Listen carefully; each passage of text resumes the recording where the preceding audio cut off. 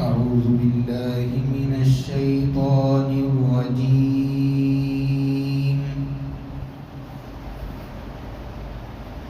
بسم الله الرحمن الرحيم.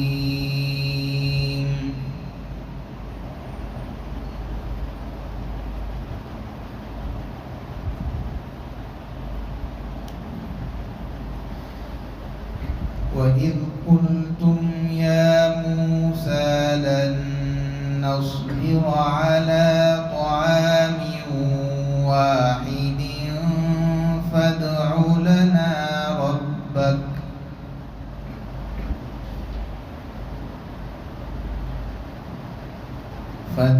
لنا ربك يخرج لنا مما تنبت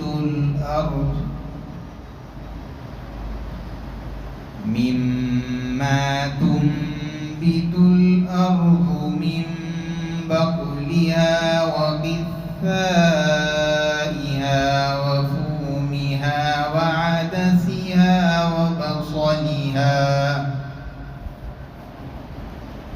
قال أتستبدلون الذي هو أدنى بالذي هو خير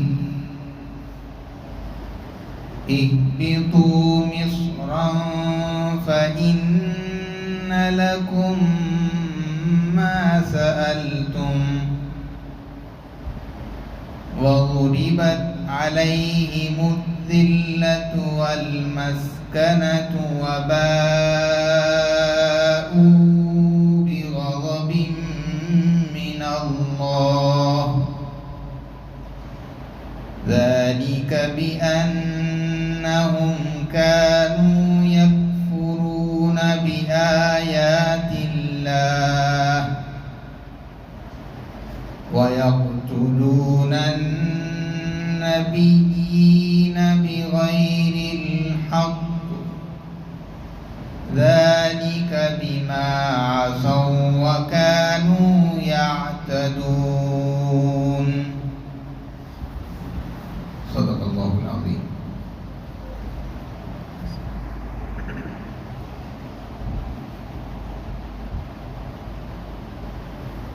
اور جب تم نے کہا اے موسیٰ ہم ایک کھانے پر قناعت نہیں کریں گے، آپ اپنے رب سے ہمارے لیے دعا کیجئے کہ وہ ہمارے لیے نکالے ان چیزوں کو جس کو زمین اگاتی ہے، یعنی ترکاریاں اور ککڑی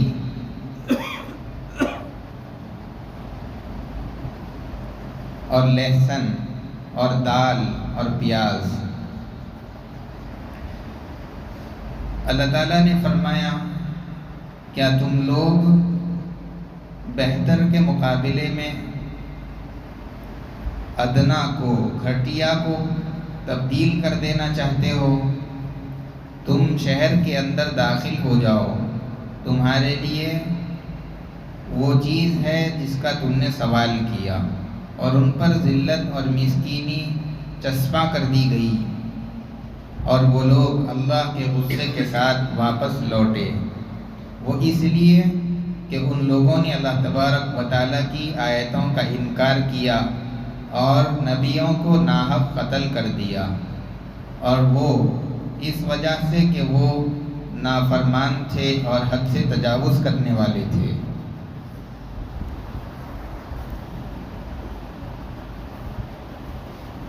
بنی اسرائیل کا جہاں سے تذکرہ شروع ہوا تھا وہاں سے لے کر کے ان آیات تک اللہ تبارک و تعالیٰ نے بنی اسرائیل پر ہونے والے انعامات اور احسانات کا تذکرہ فرمایا تھا. آج جو آیت آپ کے سامنے پڑھی گئی، یہاں سے اللہ تبارک و تعالیٰ بنی اسرائیل کی نافرمانی اور ان کی سرکشی کو ذکر فرما رہے ہیں، اور ساتھ ہی ساتھ اللہ تبارک و تعالیٰ کا جو غصہ اور جو عذابات ان پر نازل ہوئے، یہاں سے ان کا تذکرہ کیا جا رہا ہے. گزشتہ آیت میں بھی اشارتاً یہ بات بتائی گئی تھی کہ بنی اسرائیل پر من و سلوہ نازل ہوتا تھا اور اللہ تبارک و تعالیٰ نے ان کے کھانے پینے کا انتظام کر دیا تھا، لیکن بنی اسرائیل ایک زمانے کے گزرنے کے بعد میں انہوں نے موسیٰ علیہ السلام سے کہا کہ یہ من و سلوہ سے ہم خوش نہیں ہیں، ہم کو یہ ایک چیز نہیں چاہیے، بلکہ مختلف چیزوں کے انہوں نے سوال کیے کہ ہم کو دال چاہیے، پیاز چاہیے، ترکاری چاہیے، ککڑی چاہیے، مختلف چیزوں کو انہوں نے موسیٰ علیہ السلام سے مانگا اور کہا کہ آپ اپنے رب سے دعا کیجئے کہ من و سلوہ کے بدلے میں ہم کو یہ دوسری چیزیں دی جائے۔ چنانچہ اللہ تبارک و تعالیٰ نے آگے فرمایا کہ کیا یہ لوگ بہتر کے مقابلے میں کمتر لے لینا چاہتے ہیں؟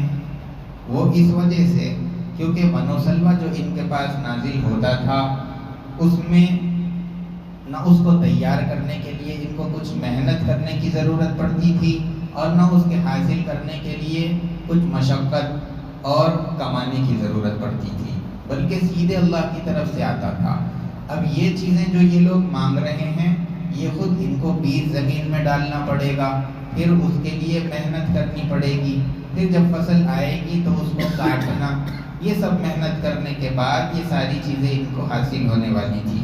اسی لیے اللہ تبارک و تعالیٰ کہہ رہے ہیں کہ جو بہتر چیز ان کو مل رہی تھی اس کے مقابلے میں یہ لوگ اس سے کمتر چیز اپنے لیے پسند کر رہے ہیں۔ اس آیت کے اندر بنی اسرائیلیوں نے جو چیزیں مانگی تھی ان چیزوں کو یہاں پر ذکر کیا گیا ہے۔ سب سے پہلی چیز ان لوگوں نے جو ذکر فرمائی ہے بقلیہا، بقل کے معنی ہیں ترکاری، ہر طرح کی سبزی جو زمین سے اگتی ہے، گاجر، مولی اور اسی طریقے پر آلو اور جتنی سبزیاں ہیں ہر سبزی کو بقل کہا جا سکتا ہے۔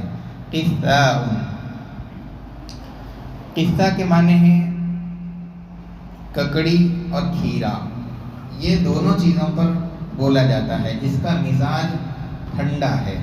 اللہ کے رسول صلی اللہ علیہ وسلم کے پاس ایک مرتبہ ککڑی پیش کی گئی، اللہ کے رسول صلی اللہ علیہ وسلم نے فوراً کھجور منگوائے اور کہا کہ جلدی سے کھجور لے کر کے آؤ۔ جب کھجور لائے گئے تو آپ صلی اللہ علیہ وسلم نے ککڑی اور کھجور دونوں چیزیں ایک ساتھ تناول فرمائی، اس لیے کہ ککڑی اور کھیرا اس کا مزاج سرد ہے اور جو کھجور ہوتا ہے اس کا مزاج گرم ہے، تو دونوں جب آدمی کھاتا ہے تو اس کے ذریعے سے اعتدال قائم رہتا ہے، گرم اور سرد ملنے کے ذریعے سے۔ اسی لیے اللہ کے رسول صلی اللہ علیہ وسلم نے کھجور منگوا کر کے دونوں کو ایک ساتھ تناول فرمایا۔ اس کے بعد والی جو چیز ذکر کی گئی ہے فوم، فوم کے معنی ہے لہسن۔ لہسن یہ چیز دل کی بیماریوں کے لیے بہت مفید ہے۔ حکیم پہلے زمانے میں دل کی بیمار جو افراد ہوتے تھے ان کے لیے لہسن کے کھانے کو تجویز فرماتے تھے، اور لہسن یہ پکا ہوا بھی کھایا جا سکتا ہے اور کچا بھی اس کو استعمال کیا جا سکتا ہے۔ ایک مرتبہ اللہ کے رسول صلی اللہ علیہ وسلم کہیں پر تشریف لے گئے، آپ کے سامنے کھانا لایا گیا، اور جس طریقے سے کسی دعوت میں اگر ہم جاتے ہیں تو کھانے کے ساتھ ساتھ سلاڈ وغیرہ بھی رکھا جاتا ہے، اللہ کے رسول صلی اللہ علیہ وسلم کے سامنے سلاڈ رکھا گیا اور اس میں لہسن موجود تھا۔ اللہ کے رسول صلی اللہ علیہ وسلم نے اس کو ہاتھ نہیں لگایا۔ اب جب نبی رحمت صلی اللہ علیہ وسلم ہاتھ نہیں لگا رہے ہیں تو دستر پہ بیٹھنے والے دوسرے صحابہ میں سے کسی نے بھی اس کو ہاتھ نہیں لگایا، کوئی نہیں کھایا۔ تو میزبان جو تھے انہوں نے پوچھا کہ اللہ کے نبی کیا یہ لہسن حرام چیز ہے؟ حضور پاک صلی اللہ علیہ وسلم نے فرمایا کہ یہ حرام نہیں ہے، لیکن اس کے کھانے کی وجہ سے منہ کے اندر ایک بو پیدا ہو جاتی ہے، اور میں ان لوگوں سے یعنی ان فرشتوں سے کلام کرتا ہوں، بات کرتا ہوں جن سے تم لوگ کلام نہیں کر سکتے، اور لہسن کی بو یہ فرشتوں کو پسند نہیں، اسی لیے میں نے تناول نہیں فرمایا۔ اور جب خراب بو آدمی کے منہ سے آتی ہے تو فرشتے اس سے دور ہو جاتے ہیں، لیکن اس کا مطلب یہ نہیں ہے کہ جو روح نکالنے والے فرشتے ہیں وہ بھی لہسن کھانے والے کے قریب نہیں آتے، ایسی بات نہیں، بلکہ وہ جب روح نکالنے کے لیے آتے ہیں تو آدمی کسی بھی حالت کے اندر ہو اس کی روح وقت پر نکالتے ہیں. جب نیک آدمی کی روح نکالتے ہیں تو اسے کہتے ہیں کہ ہمارے ساتھ چلیے، جلدی کیجیے. لیکن جب برے آدمی کی روح نکالتے ہیں تو اس سے سختی کا معاملہ کرتے ہیں اور کہتے ہیں کہ چل نکل، جلدی ہمارے ساتھ چل، پروردگار تجھ سے ناراض ہے. اس طریقے کی سختی اس بری روح کے ساتھ کی جاتی ہے. اللہ کے رسول صلی اللہ علیہ وسلم نے یہ بات بھی فرمائی کہ آدمی لہسن کھا کر کے یا پیاز یا اسی طریقے سے کوئی بھی بو والی چیز کھا کر کے فوراً مسجد میں نہیں آنا چاہیے. اگر کوئی آدمی ان چیزوں کو استعمال کرتا بھی ہے تو اچھی طریقے سے مسواک کر کے اپنے منہ کے اندر سے وہ خراب بو کو، مکروہ بو کو نکال کر صاف کر کے پھر مسجد کے اندر آنا چاہیے. اسی لیے کہ فرشتے مسجد کے اندر زیادہ ہوتے ہیں دنیا کے مقابلے میں. اسی لیے جب آدمی مسجد کے اندر آئے گا اور منہ سے بو آتی رہے گی تو اس کی وجہ سے فرشتوں کو پریشانی ہوگی. اسی لیے ان چیزوں کو کھانے کے فوراً بعد مسجد میں نہیں آنا چاہیے. اور اس بات کا بھی خیال رکھنا چاہیے کہ اگر کبھی مسجد کے اندر دعوت کی جائے، جیسے کہ افطار کی، سحری کی، یا اسی طریقے پر کسی کوئی یہاں پر مشورہ ہو جائے اس کے بعد کھانا ہو جائے، یا اسی طریقے پر لوگوں نے سب جمع ہو گئے اسی لیے کھانے کا انتظام کر دیا، تو ایسے موقعوں پر مسجد میں ہوتے ہوئے پیاز اور یہ ساری چیزیں جس سے منہ کے اندر بدبو پیدا ہوتی ہے وہ مسجد میں رہتے ہوئے نہیں کھانا چاہیے. اب جب ایسی چیزیں جیسے کہ پیاز ہے، لہسن ہے، ان چیزوں کی بات تو ہم کو معلوم ہو گئی، تو اب جو دوسری چیزیں بازار کے اندر آج کل مل رہی ہے جیسے کہ سگریٹ ہے، گٹکا ہے، یہ سب چیزیں کھا کر کے بھی آدمی مسجد کے اندر آئے گا تو فرشتوں کو تو پریشانی ہوگی، بازو کھڑنے والے مصلیوں کو بھی اس سے پریشانی ہوتی ہے. اسی لیے اس سے آدمی کو اجتناب کرنا چاہیے. آگے ان لوگوں نے ایک چیز مانگی، عدس، دال، مسور کی دال کو عدس کہا جاتا ہے. لیکن آج کل تو عرب حضرات ہر طرح کی دال کو، چاہے وہ تور کی دال ہو یا کوئی اور دال ہو، ہر دال کو عدس سے تعبیر کرنے لگے ہیں. بصل کے معنی ہے پیاز. بہرحال یہ چیزیں بنی اسرائیل نے مانگی تھی اور موسیٰ علیہ السلام سے کہا تھا کہ اللہ تعالیٰ سے کہہ کر کے یہ ساری چیزیں ہم کو دلوا دیجیے. اس کے بعد میں نے بتا دیا قَالَ أَتَسْتَبْدِلُونَ الَّذِي هُوَ أَدْنَىٰ بِالَّذِي هُوَ خَيْرٌ. جو چیز بہتر تھی اس کو چھوڑ کر کے یہ لوگ کمتر چیز کو اپنے لیے پسند کر رہے ہیں.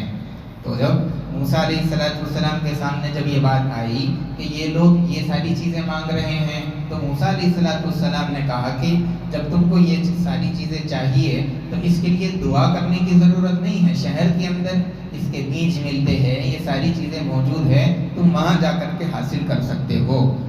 موسیٰ علیہ السلام نے کہا اہبطوا مصرا، کہ تم شہر کے اندر داخل ہو جاؤ. فإن لكم ما سألتم، تمہارے لیے شہر میں وہ ساری چیزیں ہیں جو تم مانگ رہے ہو. وضربت علیہم الذلۃ والمسکنہ. اب جب انہوں نے ایک اللہ تبارک و تعالیٰ کی طرف سے آنے والی نعمت کی ناشکری کی تو اس کی وجہ سے ان لوگوں پر ذلت اور مسکنت ہمیشہ کے لیے چسپاں کر دی گئی. اب یہودی ہمیشہ ذلیل رہیں گے اور ذلت کے ساتھ، مسکینی کے ساتھ میں زندگی گزاریں گے. اس آیت کی تفسیر کے اندر ذلت اور مسکنت سے کیا مراد ہے، تابعین اور صحابہ کرام رضوان اللہ تعالیٰ علیہم اجمعین نے اس کی جو تفسیریں کی ہیں، ابن کثیر رحمۃ اللہ علیہ نے اپنی تفسیر میں اس کا خلاصہ لکھا کہ یہ لوگ ہمیشہ اب مسلمانوں کے محکوم بن کر کے جزیہ دیتے ہوئے زندگی گزاریں گے، ہمیشہ غلامی والی زندگی گزاریں گے. حضرت عبداللہ ابن عباس رضی اللہ تعالیٰ عنہ نے بھی یہی لکھا ہے کہ یہ لوگ غلامی والی زندگی اور ٹیکس ادا کرتے ہوئے، جزیہ دیتے ہوئے یہ لوگ زندگی گزاریں گے اور ان کو خود اپنا اقتدار، بادشاہی ان کو حاصل نہیں ہوگی. اس آیت کے اندر تو یہ بتایا جا رہا ہے کہ ان کو کبھی بھی بادشاہی نہیں ملے گی اور یہ لوگ ہمیشہ ذلیل اور خوار رہیں گے. لیکن آج اگر ہم معاشرے کے اندر دیکھتے ہیں تو فلسطین وہاں پر اسرائیل نام سے ان کی ایک حکومت قائم ہے۔ قرآن میں تو یہ بتایا جا رہا ہے کہ ان کو حکومت نہیں ملے گی، ہمیشہ ذلیل و خوار رہیں گے، لیکن آج ہمارے سامنے آیت کے مخالف نظر آ رہا ہے۔ قرآن کریم نے دوسری جگہ پر اس کو مزید وضاحت کے ساتھ سمجھایا ہے کہ وَضُرِبَتْ عَلَيْهِمُ الْمَسْكَنَةُ وَضُرِبَتْ عَلَيْهِمُ الذِّلَّةُ أَيْنَمَا ثُقِفُوا إِلَّا بِحَبْلٍ مِّنَ اللَّهِ وَحَبْلٍ مِّنَ النَّاسِ۔ قرآن کریم کے اندر دو چیزیں ذکر کی گئی کہ یہ لوگ ان پر ذلت لگا دی گئی ہے، ڈال دی گئی ہے۔ ہاں، دو راستے، دو ذریعے ایسے ہیں جس کے ذریعے سے یہ محفوظ اور مامون رہ سکتے ہیں۔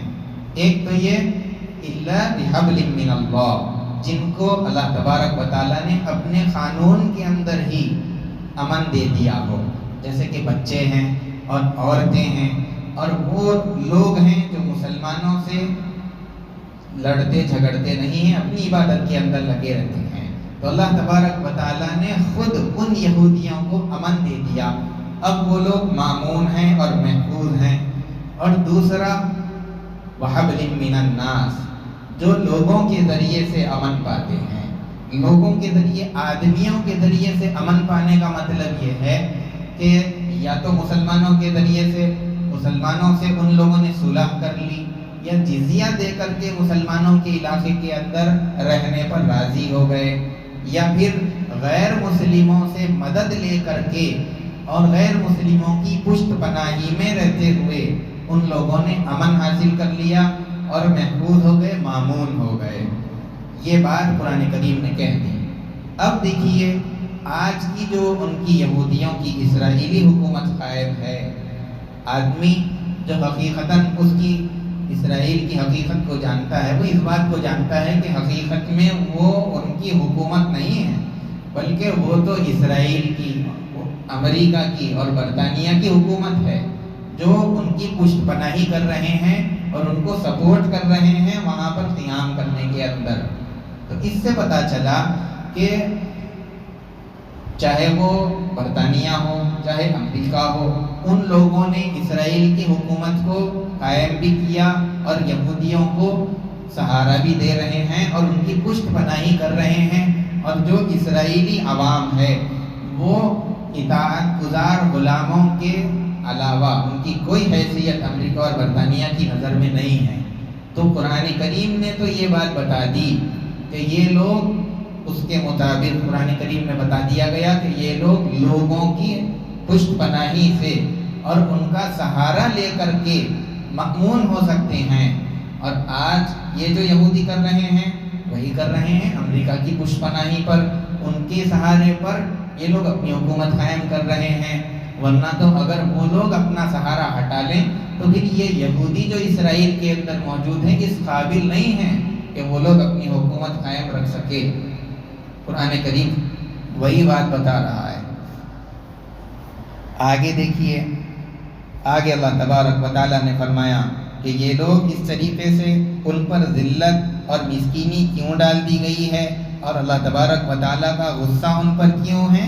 ذَلِكَ بِأَنَّهُمْ كَانُوا يَكْفُرُونَ بِآيَاتِ اللَّهِ، اس لیے کہ وہ اللہ تبارک و تعالیٰ کی آیتوں کا انکار کرتے ہیں۔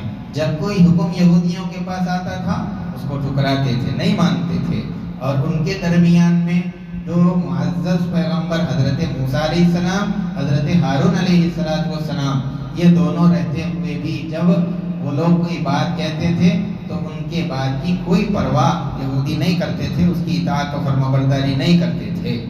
وَيَقْتُلُونَ النَّبِيِّينَ بِغَيْرِ الْحَقِّ، اور نبیوں کو ناحق قتل کر دیا کرتے تھے۔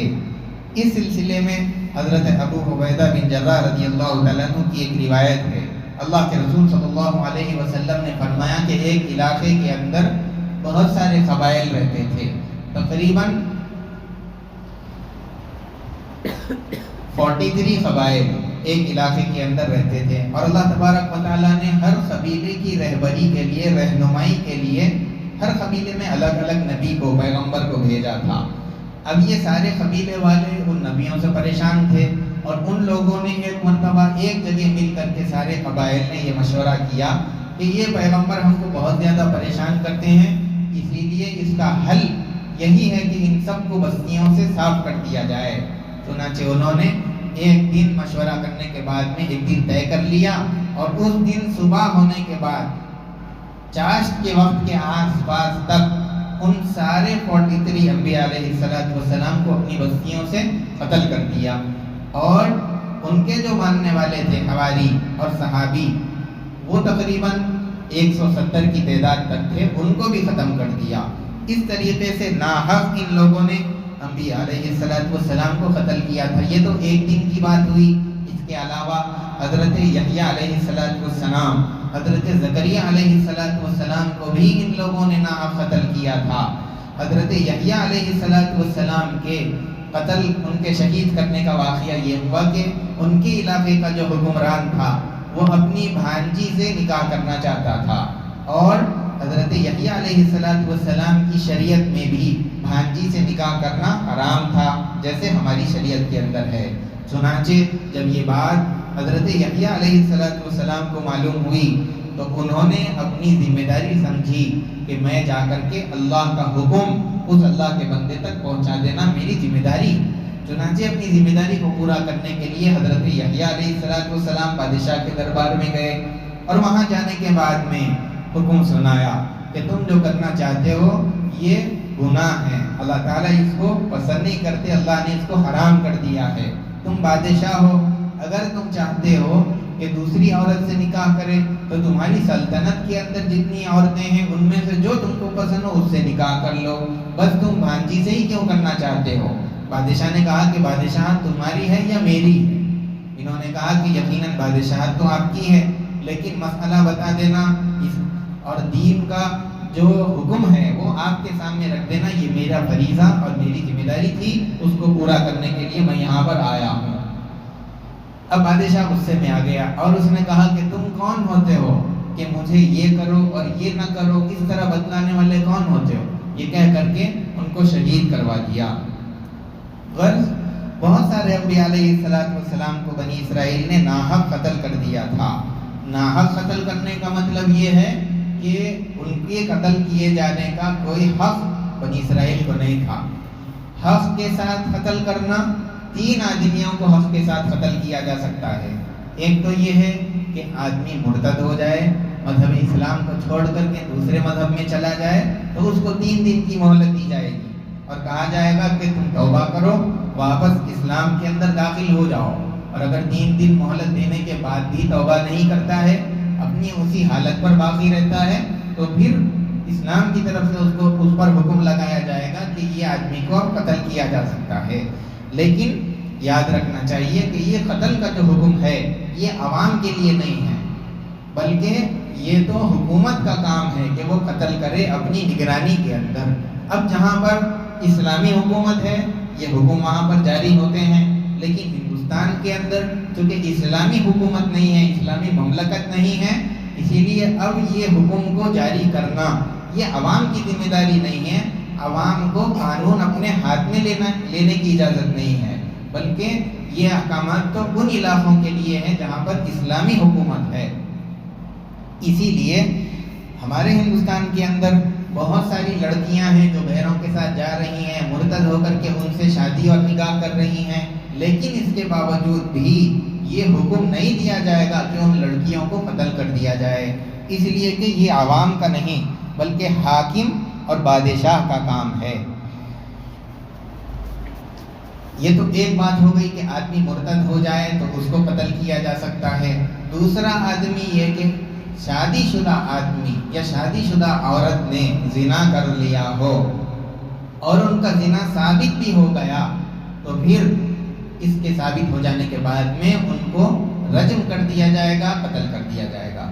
رجم کے معنی ہے کہ ایک گڑھا کھودا جائے، اس کے اندر ان کو اتار دیا جائے اور پھر پتھروں سے مار کر کے ان کو سنسار کر دیا جائے، ختم کر دیا جائے، اس کو رجم کہا جاتا ہے۔ یہ دوسرا شخص ہے جس کو اسلام نے جس کے قتل کو جائز قرار دیا، اور تیسرا وہ آدمی جس نے کسی کو قتل کر دیا تھا تو قصاصاً اس آدمی کو بھی بدلے میں قتل کر دیا جائے گا۔